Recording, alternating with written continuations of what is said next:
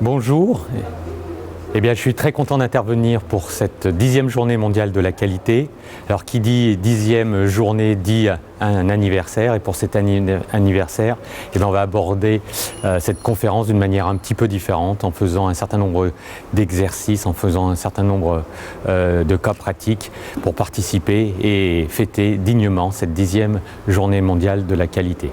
Voilà, merci et à très bientôt. Bonjour, donc je suis Eric Meini et donc c'est avec beaucoup de plaisir que je viens sous l'invitation du directeur général à la Journée mondiale de la qualité pour parler de la conduite du changement. Et les deux messages que je voudrais apporter, c'est que le changement, ce n'est jamais une évidence, hein, même si c'est quelque chose qui est très à la mode et dont on parle beaucoup. C'est jamais une évidence, d'une part, dans la prise de décision stratégique de changer ou de ne pas changer.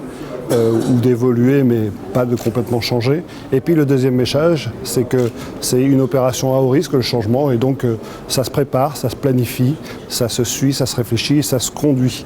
Et le changement, finalement, si on retourne aux fondamentaux et aux basiques, le fondement, c'est quelque part la quintessence du management et du leadership, avec de l'engagement et de l'énergie. Voilà, je vous remercie. Alors bonjour et bienvenue donc à cette journée mondiale de la qualité qui va être célébrée aujourd'hui.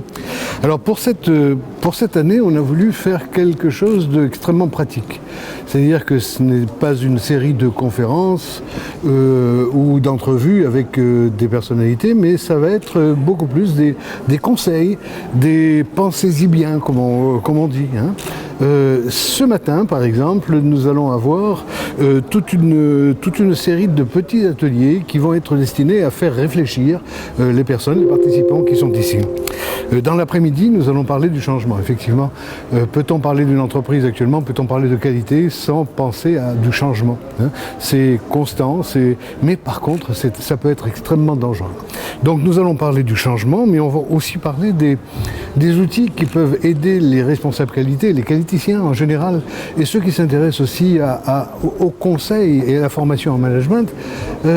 Est-ce que les outils suffisent? Est-ce que les méthodes, d'après tout, qui fleurissent un peu partout, dans tous les livres, il suffit d'ouvrir Internet pour voir des méthodes, de nouveaux outils, est-ce que c'est suffisant? On va parler aussi des théories qui sont à la base de ces outils. Et ensuite, on terminera sur quelque chose de plus appliqué dans le domaine de la santé.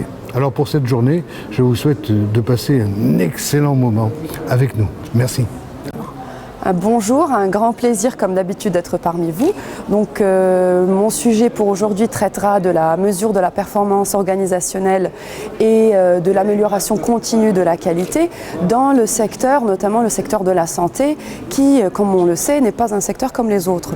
Donc on discutera un petit peu des outils conventionnels pour mesurer et améliorer la qualité, ainsi que les nouvelles tendances en normes d'outils pour mesurer et améliorer la qualité. Donc je vous souhaite une très très belle journée à tous et merci, au revoir.